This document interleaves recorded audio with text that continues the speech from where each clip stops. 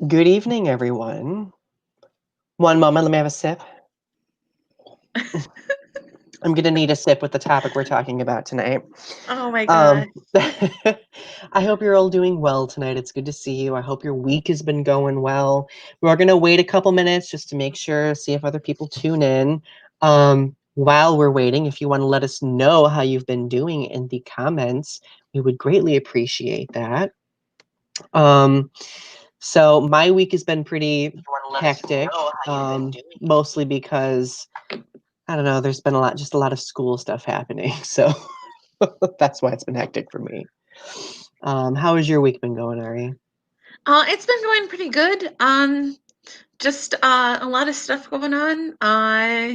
I've been keeping up with the coronavirus. I've been doing a lot of writing. I finished a short story and doing some poetry. And yeah, I'm really excited for tonight's show. Me too. So, shameless plugs, of course. If you've not checked out Ari's channel, Strange Nothings, yet, please go do so because Ari sometimes posts some of their poetry on there, which is phenomenal work, mind you. So yeah, please go check that out. Of course, as we go through this video, give us a like, subscribe to the channels. If you have any comments, we will be monitoring the comment section. So feel free to chime in whenever you like. All right. So before we get started on our topic tonight, which is called Toxic Patriotism, I'm going to read our show's mission statement. Many witness different atrocities, large or small, and these atrocities often phrase the social fabric around us. Much of the time, many feel powerless and know not how to address those things. And as time has gone on, that fray has gotten worse due to the rise of social media, people being able to share collectively in trauma as it goes viral in real time, and kind of share in like collective grief and outrage.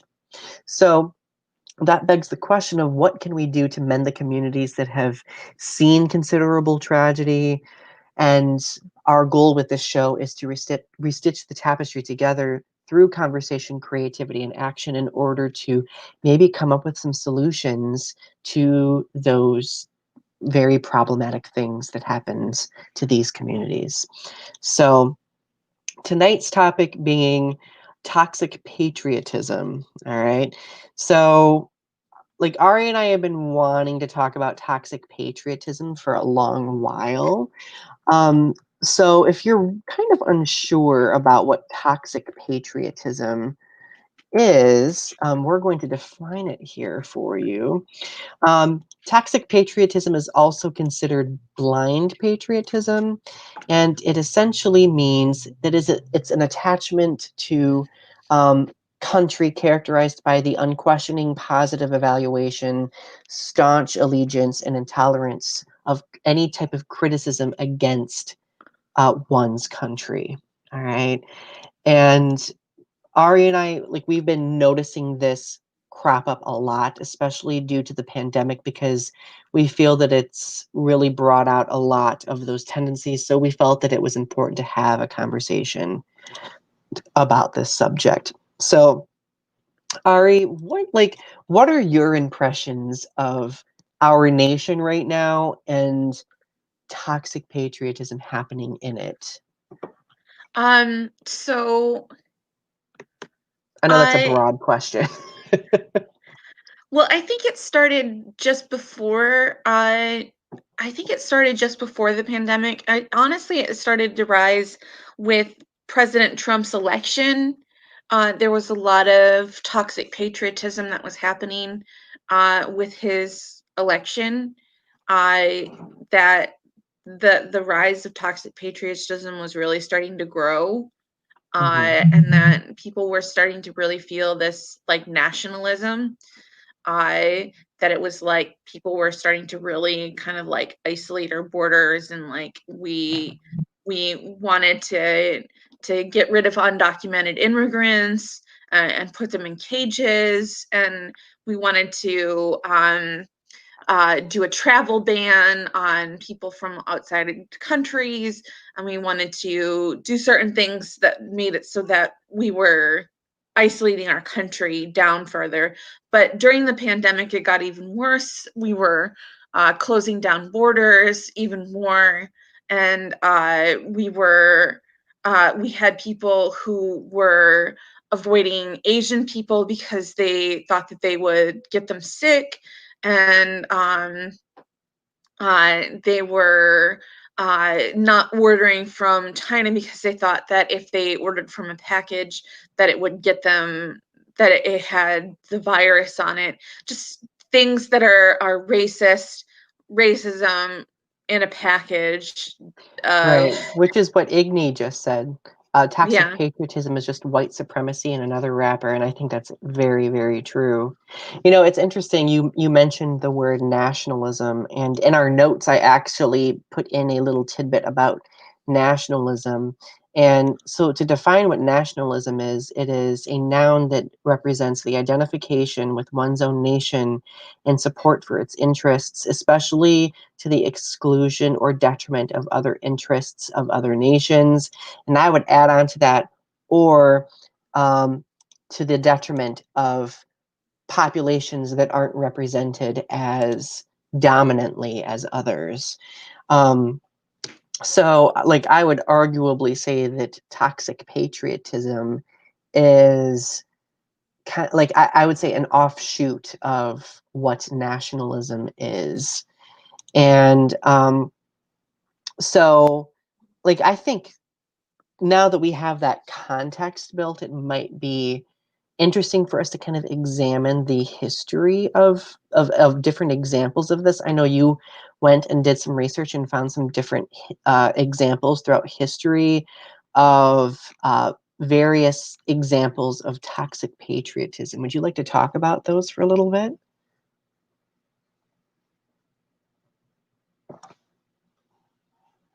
Uh-oh, did you freeze?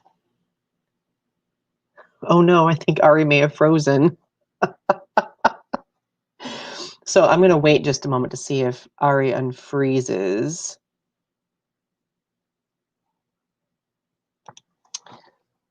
Okay, so Ari, I'm going to take you off the stream and then re-add you. Or you can click the link to re-add. All right, let's see here. All right, so we'll wait and see if Ari pops back on here in just a moment. Without fail, there's always going to be some sort of technological fun times, right? So just to kind of continue the momentum here while I wait for Ari. So another example of, like, probably the earliest example of toxic patriotism that we identified was McCarthyism back in the 1950s. So, oh, Ari's back. Hi. Welcome back. That was like very erratic. Kind of Yeah, like like I was. toxic patriotism. So I was talking to you, and then I thought you were just like thinking about your response, and I was just like la la la la la, and then I was like, oh wait, did Ari freeze? I froze, yeah. Oh, too funny. At least it keeps us on our toes, right? Yeah. So I had just started talking about McCarthyism from the 1950s as being one of the earlier examples of toxic patriotism. So would you like to describe that for us? Uh, yeah, so the history of toxic patriotism, I think, like, so did we talk about the book 1984? Oh, no, not yet. By all means, start with that, though. So in the book 1984, they talk about the 2 minutes hate, and that's in where for 2 minutes they look at a video screen of the enemy, and the enemy changes. It's always either someone from another country, but it's always a different enemy, but it's always the same enemy because it's part of the double speak, and it's they spew hate. They're angry, they're vicious, they're whipped up into a frenzy, and it's always the same 2 minutes of this vicious, vile hate, and it's to show their patriotism towards the father state, and it's to kind of release this like anger in themselves, to whip themselves up, but it also like kind of like loses control of themselves. And that's kind of what toxic patriotism is where you kind of like lose a part of yourselves by giving a part of yourself up to the father state. But in 1984, it's an extreme case, because they are whipped up into a frenzy and they're shown images. But we do certain things in our society, like uh, being shown images and participating in culture throughout history, that have been like being shown the 2 minutes hate. And the first thing that really was extreme was McCarthyism, and that was during the Cold War, uh, where we were trying to suss out the enemy, the communists, and people were suspecting their neighbors and their partners, and they were just trying to find who was a communist or not, and people were getting blacklisted in Hollywood, and business partners were getting blacklisted, and people were, so afraid, and you couldn't be yourself. Like, you had to like put on this shiny like, image of who you were, because uh of this like perfect all-American person, because um they were afraid, like, you might be a communist. And it was just this whole economy of fear during the 50s, because of McCarthyism, and this whole toxic patriotism that people carried around. um, and I think that it's really important that we kind of look at that, because I think that this is something that we are kind of mirroring today with the whole undocumented immigrants. That undocumented immigrants are so afraid of being sussed out by ICE and the government, that they're trying so desperately to blend in um, as just Like as these just hyper patriotic individuals, yeah. as regular hyper patriotic individuals, to not get caught, and not and you can't hide always, like, and people are getting taken when they're you know picking up their kids from the buses. They're getting picked up when they're going grocery shopping. Like, it's intense, like how they're like trying to find them and like hunt them down. Like, it's scary. Yeah, like building off from that, like what really concerns me, and we're going to talk about like different examples of toxic patriotism that we hear contemporarily later on, but like let's focus on um, the president's slogan that we often hear associated with his campaign, and that is "Make America Great Again."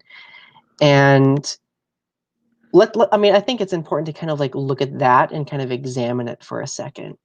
So when I hear or see "Make America Great Again," to me, that I mean, it's meant to be like a call to action, right?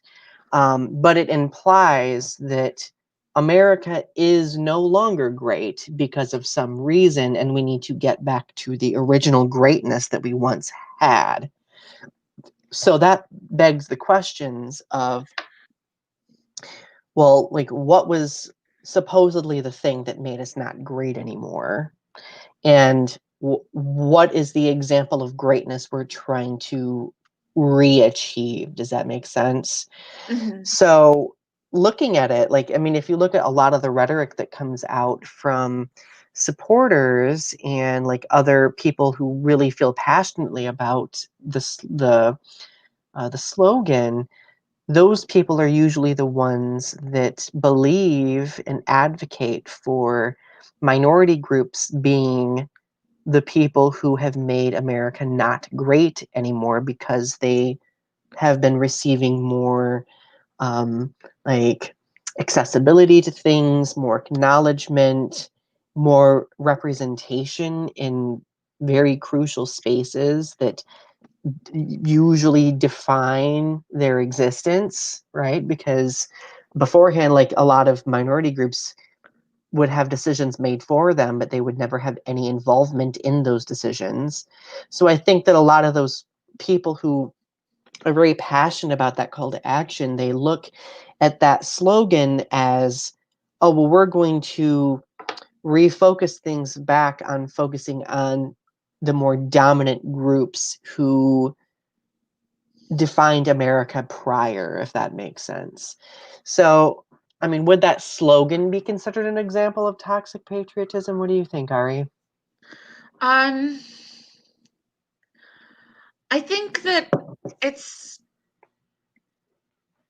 I don't know if it's necessarily toxic patriotism, but it's definitely not uh it's definitely not a great slogan because it implies that America it definitely talks about patriotism in a general um and in it's supposed to like make you feel a certain way um and it's supposed to be like a call to action for patriotism and nationalism that like you're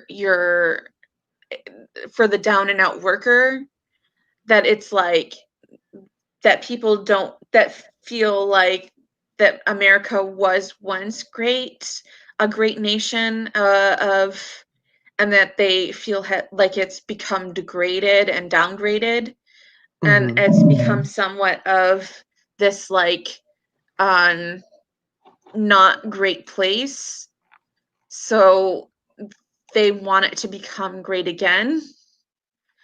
um but I I don't know. Has it become not great? I don't know. I guess it Right. depends on perspectives. Well, I think that slogan operates on the basis that America was once perfect.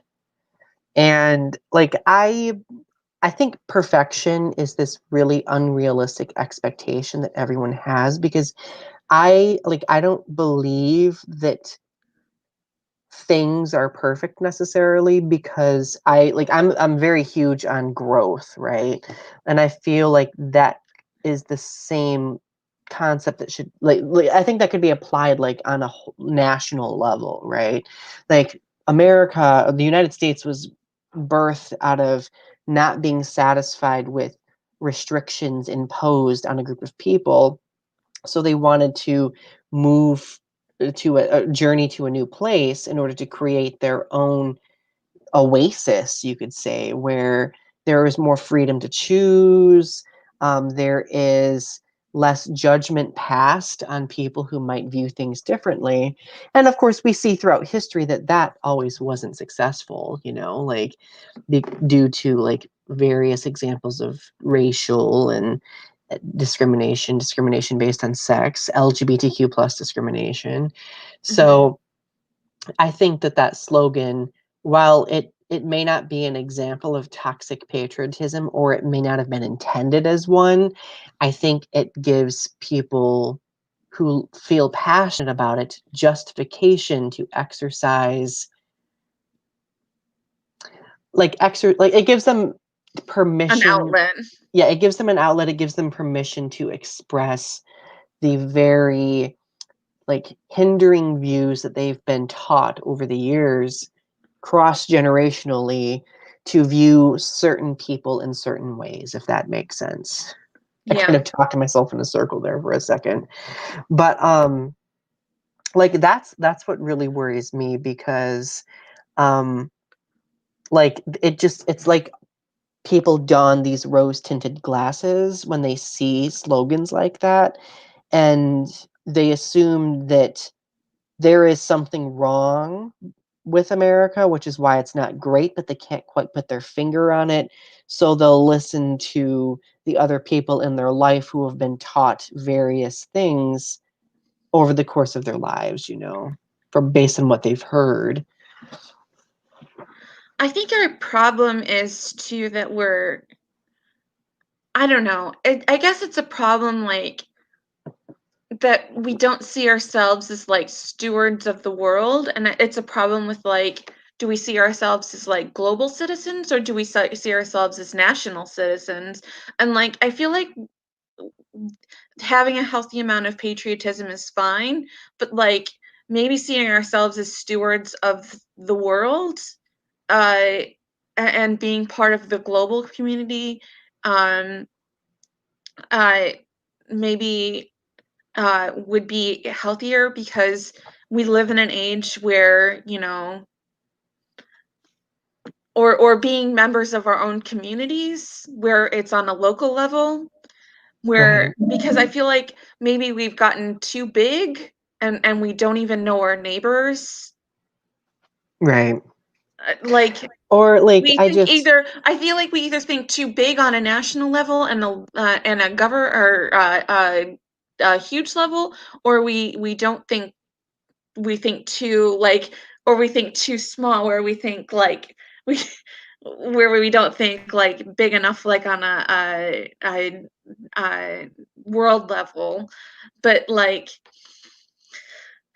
I just yeah. I I just don't think that like we don't think either locally about our neighbors, and we our community in general, or we think like we don't think about the world at large, because like, Well, I think we have like this notion that we were perfect in some way, and I think that prevents us from having a very important self-reflective perspective when it comes to our own growth as a nation too, because we're still growing, like we're still very much new, compared to many of the other nations, right, that have been here for much longer. So um I just think that like that perfection that we believe is the case ends up disempowering us of the crucial growth that we need to have in order to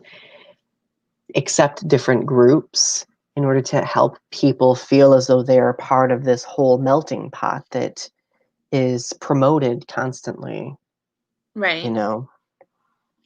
Taylor says the America I was taught to love doesn't exist. How can I be at all patriotic? That's a good point. And Like, go ahead. oh, I was going to go back in time because we were talking about history, and one of the biggest histories that of the millennial generation is September 11th. That is a Um, good point. September 11th really brought out patriotism, and maybe even toxic patriotism afterwards, with the othering of the Muslim community, and sussing the Muslim individuals out as terrorists. Hmm. Got to find the terrorists. Who's the terrorist? And it really, you know, I don't think that we really recovered from that. That we still see Muslim individuals as terrorist individuals, and we have to, uh, seek them out as the other.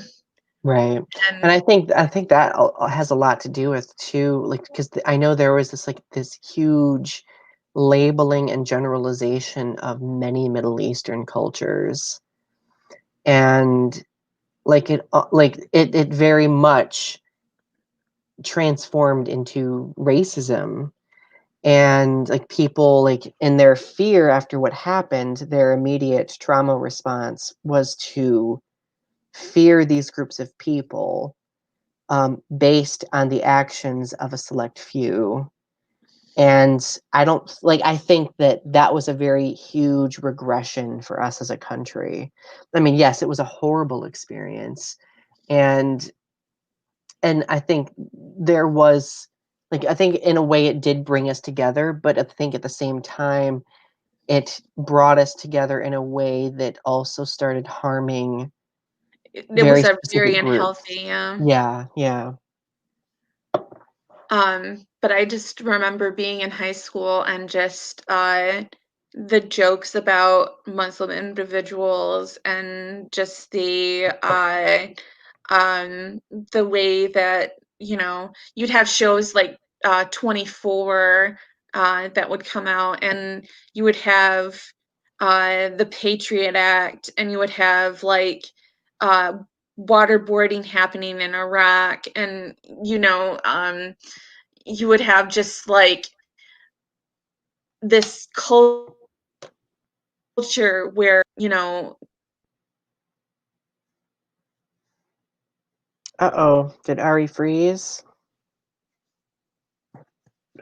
Ari, you are frozen. Oopsies. So, like, to kind of build off from Ari's point, because I mean, I think Ari was making an excellent point. Like, we kind of, like, if we look at the media representation of these groups, um, over the course of that time period right after 9/11, um, people were generalized considerably and misrepresented horribly. I mean, based on those shows, especially that Ari was referencing. Looks like technology is not being cooperative with us tonight. So I'll keep talking, Ari. I don't know if you can hear me. And you just pop back on when you can.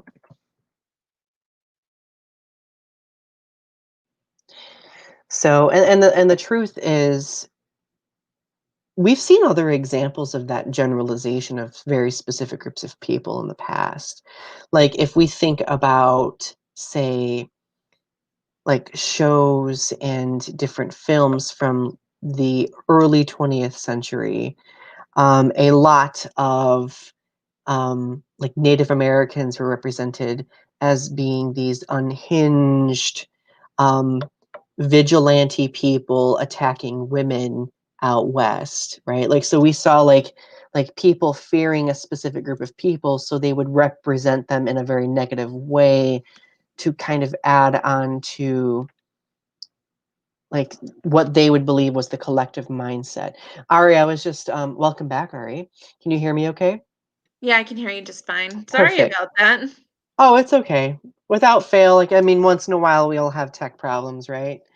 Hmm. So I was just talking about, because you were talking about like how Middle Eastern cultures and Muslim people were misrepresented in media after 9/11. So I was talking about and illustrating other examples of how that's happened to groups of people in the past. I was just talking about how people used to fear Native American cultures. So in like early media in like the 40s and 50s, Native Americans were depicted as being these vigilante people attacking women out west, you know, with ulterior motives, so on and so forth. And like we see this constantly. And the truth is, the reason why that happens is because media throughout history has been very much dominated by specific groups of people who are in power, who have a privilege, right? So they are going to produce media that reflects their own mentality on different groups of people. Yeah.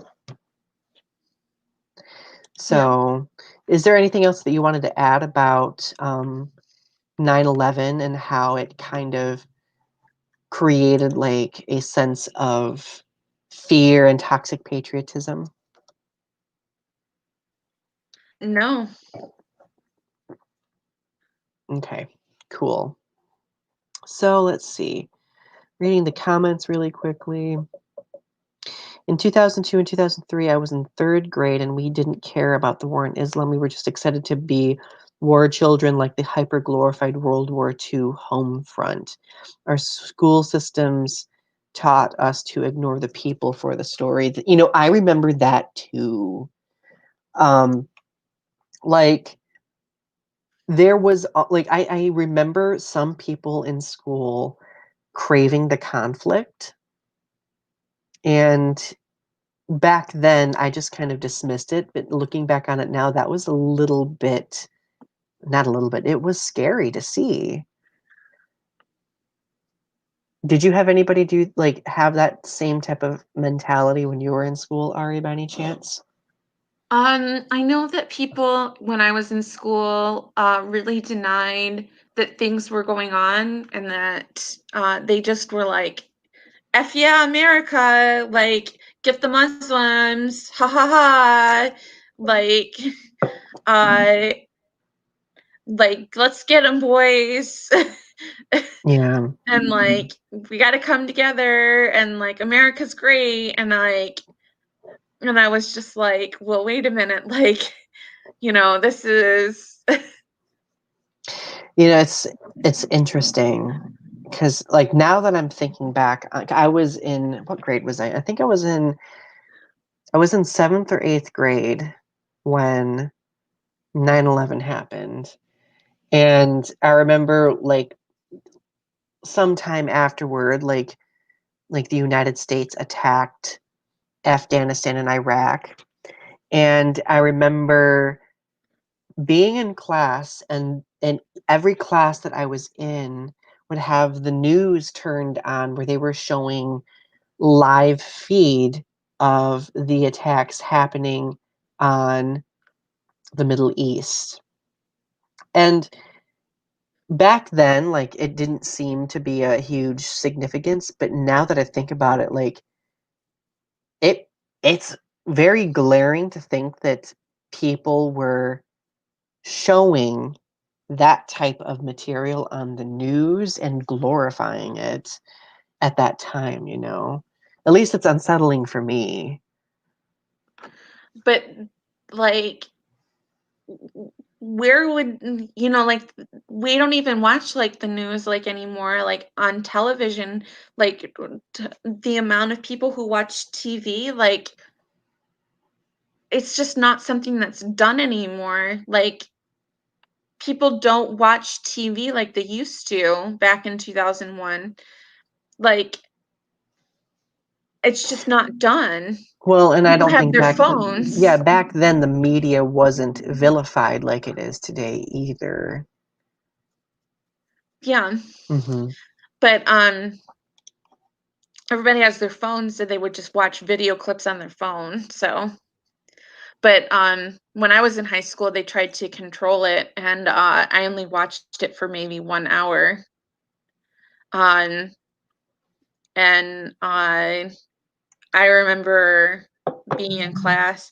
I was actually 17, or no, I was 17 when it happened, and I had a friend visiting from Germany. So it sounds like you were probably like a junior, possibly in high school. Yeah, I was a junior in high school. And I was drawing flowers when it happened.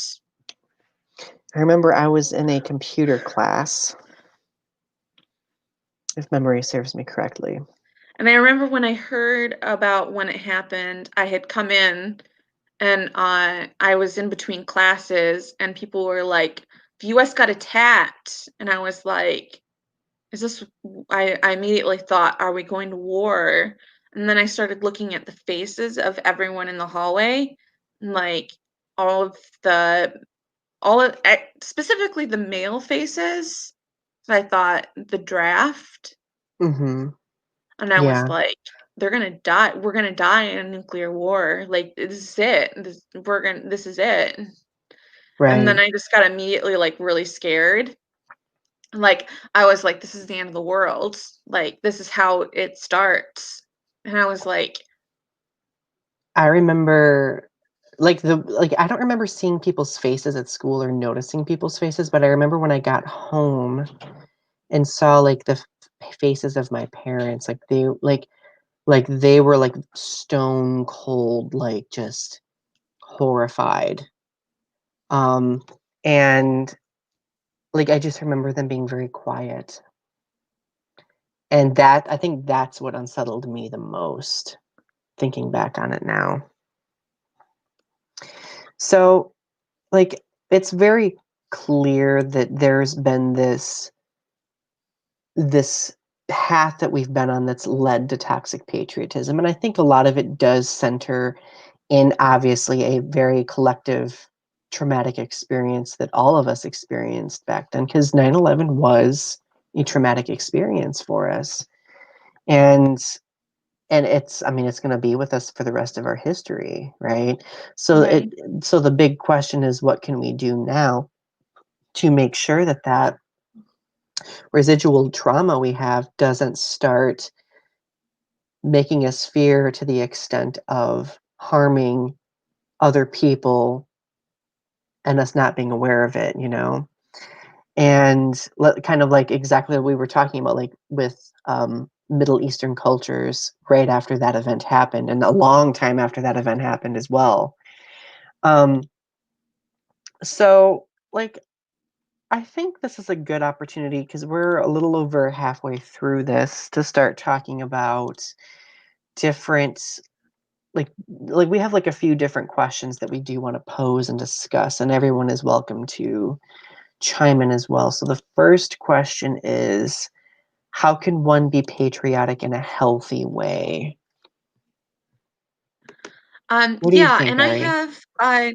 I have actually something from Psychology Today that says what a healthy patriotic or healthy patriot pa- healthy patriotism looks like, and it's a healthy love of country would nurture a sense of unity, common core values, in an atmosphere of intelligence and maturity. So, so having a sense of unity, having core common values in an atmosphere of intelligence and maturity. Hmm. I So like that. something that is done intelligently, maturely, and having a common sense of unity. So you can come together and be a community with your fellow citizens, but doing so in an intelligent way. Right, right. And Taylor mentioned civic involvement. I think that's extremely important too. Um, Actively participating in change, in helping our country grow and improve. But I think that also comes with the acknowledgement that there's always room for improvement, right? There's always ways that we can better ourselves as a collective. I think that's a good one. Um, so before we move on to the other questions, I do want us to talk a little bit about like various comments that we hear today, like very toxic patriotic comments, and then we can go through the remaining questions that we have when it comes to help overcoming toxic patriotism. So these are some of the comments that I've recognized as being toxically patriotic over the course of the past few years. Like, obviously, the first one is very contemporary regarding the pandemic, and it's a quote that I literally heard from somebody that is a friend. They said, "I'm an American, and it's my right to not wear a mask or socially distance." Okay. And I think that that's actually like super dangerous because not only is it not socially responsible because you're saying that you're putting yourself above like others, but like you're putting yourself at risk. Right. Like, Well, like, it begs the question of, what is patriotism? Is it patriotic to exercise what you are defining as your civil liberty at the expense of others who could potentially be life threatened by something? You know, like that's to me, like that's a very scary mentality to have. Taylor brings up a good point and says, as an American, you benefit from our governmental bodies. Government mandates the government mandates mask wearing and you have to do it. And that's one other common thing that I've heard people saying, like, well, a mandate isn't law, right? But when you think about it, like, each branch of government passes legislation and executive orders from presidents or governors, so on and so forth. Those are essentially bits of legislation released by the executive branch, right? So that means they should be acknowledged with the same significance as something passed in the legislative branch or the judicial branch, right? But there are some people who are in the death cult that are like, it's my body, it's my choice, and it's my choice to wear one or not, and I choose not to wear one. And you Mm-hmm. know, I it, I personally don't think that's a healthy choice. I think that it's very dangerous, and I think that you put a lot of people at risk by doing that because you're spreading germs by doing that. And the way that the pandemic's going right now, um, but um, and we have to stand as a community and say, you need to wear a mask. Uh, Right. Oh, I agree. Igni mentioned a very interesting one that he's heard, and that's your health does not supersede my rights. So it's a very difficult conversation to have because, like, we want to acknowledge that everyone has rights, but I think we also have to look at it from a humanistic perspective of if that right actively threatens the health and the ability to live of other people, like, is it a viable thing to strive for, or does it beg some further self-reflection, So another one that I've heard people say is, if you don't like our country, then leave it. this is one I often hear that people say to Black people: if you don't like their country, go back to Africa. Hear that a lot. Mm-hmm. Um, and first of all, it's racist and it's terrible.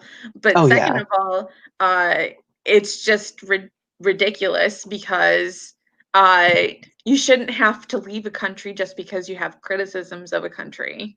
right. The Uh, whole like the whole the significance of America is being able to all equally examine the space that we live in and make it better together. And in doing so, we have to acknowledge its flaws. Like, it's going to have flaws, right? It's not going to have this perfection that is the lofty expectation that people seem to have. right. Taylor said, people have the right to life. You do not have the right to jeopardize that. Yes, agreed. So another one that I commonly hear, and this one has to do largely with the national anthem, right? Because over the past few years, we've heard a lot regarding the national anthem. If, say, like Colin Kaepernick kneeling during the national anthem to protest a police brutality and racial discrimination, people have said, if you kneel during the national anthem, you're un-American. And to me, like, in my perspective, kneeling is still a sign of respect and reverence, right? So why would it be un-American to use that as a time to grieve and protest something that is happening at the heart of our nation that is overlooked? Because it's a First Amendment right that people are choosing to do, and they don't like that people are uh, expressing their First Amendment rights. They think that you should show reverence to the flag and show reverence to patriotism. It's the same as flag burning. They think Mm-hmm. that flag burning, you should show reverence to the flag and that you should always show reverence to our country. And it's that toxic patriotism again, that you should always show reverence to our country, and that any deference from that is showing that you're not 100% on board with this country, that you're criticizing the country in a least, and that if you're not 100% in line bootstepping, then you are a rebel and that you are against this country. It's the us versus them mentality. And so if Mm-hmm. you're not in bootstep, then you are the othered, and that you are a rebel, and that you are wrong, and that you need to be ostracized, and that you are on the other side of the fence, and so therefore you are un-American, and you are a terrorist now, and you need to Mm-hmm. be filed. All of which I have definitely heard in relation to that. You know, it's interesting because in very many ways, people have invested more respect and passion into the symbols that represent our country instead of acknowledging the core values that defined our country in the first place. It's like this, like the symbols are being imbued with more power than the actual, virtues of what our country was built on. It's very interesting yet unsettling at the same time to It's think of it that way. very unsettling. Yeah. So another one, this is another pandemic related one, especially very applicable here in Michigan. And it is, quote, "The governor making me wear my mask is taking my freedoms away." So like that one, like I hear that a lot, because people think that the executive orders are restricting them from being able to freely act and move and exist within spaces, unhindered. Yeah, people talk about their freedoms a lot. Hmm. Talk about that, you know, they talk about taking away their guns, takes away their freedoms. They talk about, uh, you know, uh,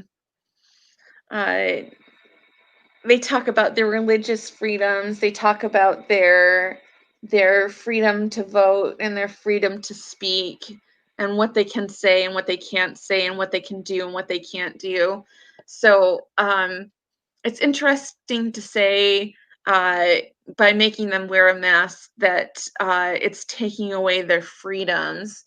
Hmm. Uh, and they don't understand that, like, it's not a matter of freedom.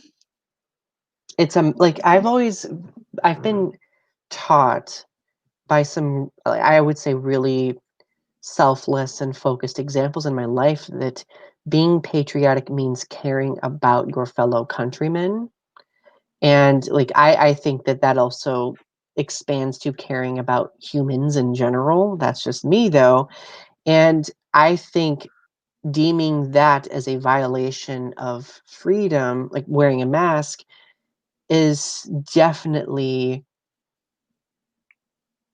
I don't know, I would say that it's definitely a misunderstanding, because if we are doing something that is a small inconvenience to help ensure that our countrymen are safe, isn't that patriotism? Like caring about each other? Like I've I'm always been taught that, I'm but just saying, like, there are restrictions on any freedoms that you have. Like, you wouldn't yell fire in a crowded theater. You wouldn't you wouldn't take your gun and start shooting at someone's house. Like yeah, like there there's got to be lines, like parameters. like eventually you're going to come up with that your some freedoms, like, you have to, like, in a democracy, like, you have to give up for the greater good of the benefit of society, and, like, sometimes you gotta pay the price of for the benefit of society, and one of those freedoms that you give up is that sometimes you gotta wear a mask for the greater good of everybody, of making sure that, like, you don't get sick and, like, you don't get other people sick, and that's just it. Exactly. Sorry I started laughing, but Taylor's comment broke me. Emotions are gay, Donny, and being gay is un-American. Oh my God. Well then, It's I guess interesting. I guess we're super un-American. It like there's an interesting one later on that that kind of connects with that. But the next one that I've heard, oh, and this one's a super glaringly racist one. I've like in conversations I've had with people about like extremist groups like the KKK or the Westboro Baptist Church, for example. Um, I've had people say, well, quote, well, extremist groups like the KKK do have the freedom of speech, which And they do. they do, but like Do you one wanna use that do you wanna use that as your springboard for saying and doing whatever you want? exactly. Like, is that an example to Like, look toward? is that your bar you've set low as you can go? Is Exactly. is that where you wanna be? Right. Because that is, I mean, examining it like that is doing so at the expense of the people that those hate groups target, you know? So again, it kind of creates like, well, this mentality of like, well, those hate groups don't affect me, so why should I worry about them? Like this us versus them type of duality, like we were talking about earlier. Because 'Cause they're in the gray area. Hmm. Taylor also said, freedom of speech is not freedom from consequences. I think that's extremely important too. People, that's what people don't realize though, is that like freedoms do have parameters to them because those parameters must exist in order to guarantee the safety of people. I took a freedom First Amendment class in college, and we studied, First Amendment rights, and, we studied the limits of the First Amendment, and, we often had, extremist people come in and talk about the parameters. We'd have somebody from one of these groups, and I think we had a Westboro Baptist person come in and, speak, and, it was an experience, like, to see the edge of the limits of the First Amendment and what that was like. Um, and it's hard because you do want to give people the First Amendment rights, and you want to give everybody a chance to say what they're going to say, but also you want to have there be social responsibility, and it's difficult when it gets into an area that it's you you can't have them push the line into where they're taking away other people's rights, and these groups know where the line is, and they come right up to that line. Right. Like their intent is to very much balance or teeter on the edge of that line, which is scary. It's scary. Another one, um oh, go ahead. oh no, sorry, go ahead. I was gonna say the another one is, quote, "It's my right to not approve of LGBTQ plus people." Okay, again, that's another one that focuses on marginalizing a specific group of people. We see that with the examples of, like, for example, that woman from, was it Kentucky, who would refuse giving out marriage licenses because she didn't agree with LGBTQ plus people's lifestyles.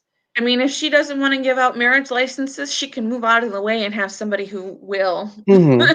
Yeah, exactly. I think, wasn't she fired from her position temporarily or relieved or something? But that's a consequence of choosing to use a freedom and twist it to inhibit the freedoms of another group of people, right? Right. Another one that's very contemporary, quote, taking down Confederate statues is erasing American history. Okay. And my response to that is we're not erasing American history because we are very much aware of those events and they're documented. We are erasing the glorification of the racism that led to those events.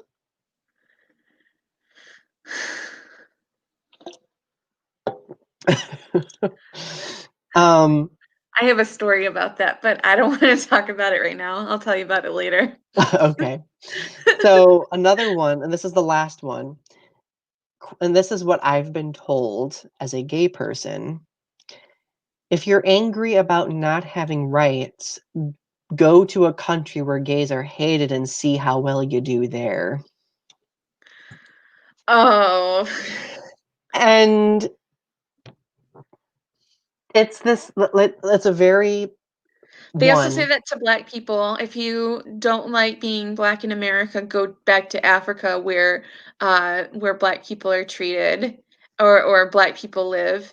Mhm. And it's like, you know, It's this disempowering attitude where, like, well, if you don't like how we've made things, then since your opinion doesn't matter, go away, kind of. That's essentially what it translates to. right. And it's just, it's not, no, you can't talk like that because they make it seem like that white people have made all the progress or that like white straight men have made all the progress in this country and that they're the ones who have done everything and it just hasn't. They're totally erasing history and like they're totally erasing everything that's happened in this country and like Right. it's Well, just by conveniently ignoring the history. right. Mhm. And And it's really frustrating to me because those who will tout like, "Oh, well, taking down a statue is erasing your history," those are the people who literally erase history by ignoring the difficulties that minority groups have gone through historically. yeah, I mean the global majority have like basically built this country through like the things that they've created and done over time and like they have participated in culture as much or more than because of their standing in the country um over time and they really have been such a driving force in our culture and we've just um taken from them over and over and over again throughout history. And I think that it really shows that white people will unabashedly take from Black people and not think twice about it. Mhm. Um, and and not just Black people will take from any by people of color or Black Indigenous people of color. Mhm. Any group that isn't, like, as "dominant," quote, unquote. Yeah. Or isn't Yeah. as not maybe dominant's not the right word, maybe it's not the majority. I think that's a better word to describe. Well, it's not that they're not they're the global majority. They're not just Mhm. they're just not the they're it's just Black Indigenous people of color in this Mhm. country. Yeah. So, like, with those, like, quotes and those very common comments in mind, let's again focus on healthy ways that we can be patriotic, right? So you mentioned creating a sense of unity, maintaining common values in an atmosphere of intelligence and maturity, and I then think, yeah, te- being part of a community, I think that like getting to know your fellow neighbors, harboring a sense of like a local community and like being part of your local area, I think that like we as a nation have really not I think that we are kind of disenfranchised from our neighbors and our neighborhoods as a whole. And I think that like we need to really start rebuilding that. Like Mhm. I I actually am starting to get to know my neighbors more. I it's slow. It's a slow process getting to know your neighbors, but like I think the pandemic has like kind of forced me to get to know my neighbors more, but like I know my neighbors more than I used to. And like I don't know all of my neighbors, but like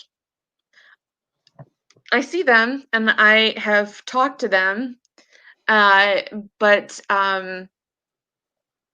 yeah, I I know who they are at least, Mhm. and that's more than I used to, where I wouldn't even like look at them. Right. I mean, it builds a bridge between people by acknowledging them, you know? And Yeah, and I know I really liked the one that Taylor mentioned as well, like that civic engagement, yeah, like or civic involvement, that's very important too, because we all do have a voice, and by exercising our voice, by advocating for not only ourselves, but other people who might be adversely affected by something, I think that is very much patriotic because it demonstrates that care of community, you know, the need and the desire to maintain the safety and the well-being of our community, regardless who is in our community. So, um, you posed the question. This is another interesting question that we have is it possible for America to move into a sense of healthy patriotism under our current system with our current leadership? What do you think? um, I think that with the left and the right, because I think that the left is just as much of a problem as the right is right now, that the left is also having problems with toxic patriotism because they're afraid of not looking patriotic enough as well.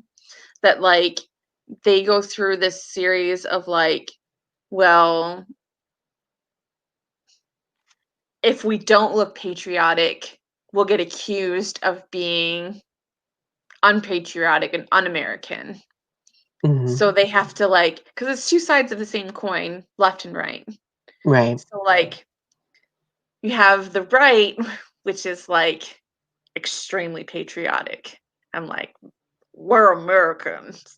We've Mhm. got to be Patriotic to the America. extent where it is white, male, heterosexually, you know, defined based on those who are the most powerful Ex- voices. extremely patriotic.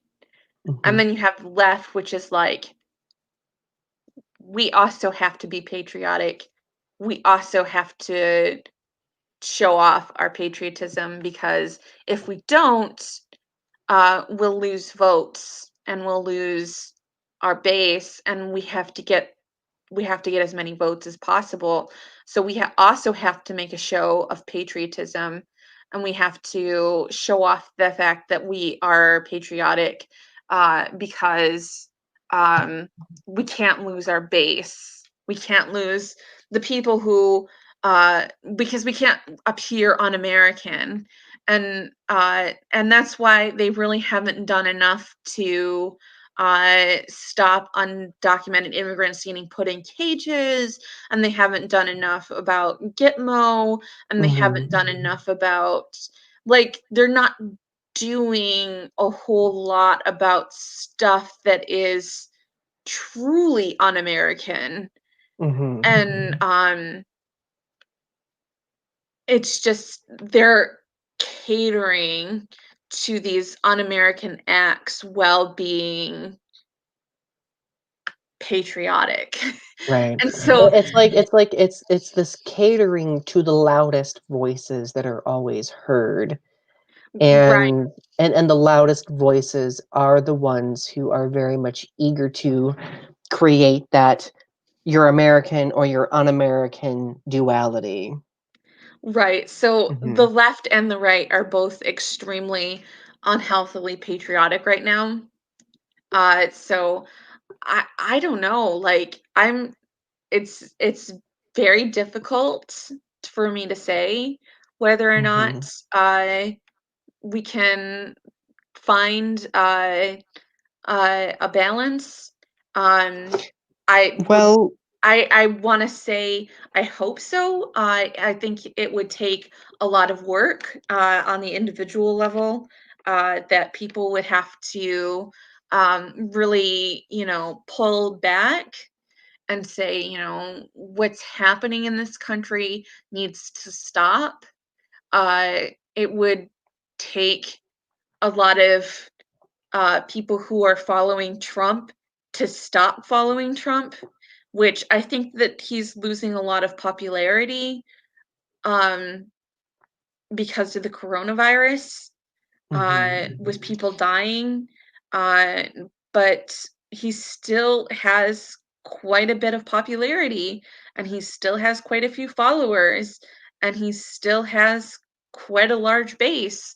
So, I mean, uh, Right. Uh, so I think it might take him getting voted out in order for it to stop, but it's just gonna give rise to, maybe someone else, but like the building off what you just said, because I know we're over on time here and we're finishing up this. I think it's going to be the solution to it is going to need to happen on multiple fronts. Okay. I think definitely there's going to be that civic component where like there's going to be like a lot of people elected out of office and replaced with people who might be able to look at things with a more objective perspective. I think it will involve an improvement in education because education is very much devalued. It's being viewed as like this a left wing apparatus aimed at conditioning people to view things in a specific way. It's villainized often. It's not given the funding that's needed. And I really do think that a lot of these perspectives are passed down because they're taught from one generation to another. So I really think that education as an institution has the ability, or at least the, let's say, potential to help make things more objective. But I also think it involves having very difficult conversations like we're having as well, many of which are uncomfortable conversations too, right? Have I fallen into the trap of viewing acting very like in a very toxically patriotic way in the past? Yes. Was I able to identify it back then? No. Am I able to now? Better than I was before, let's just say.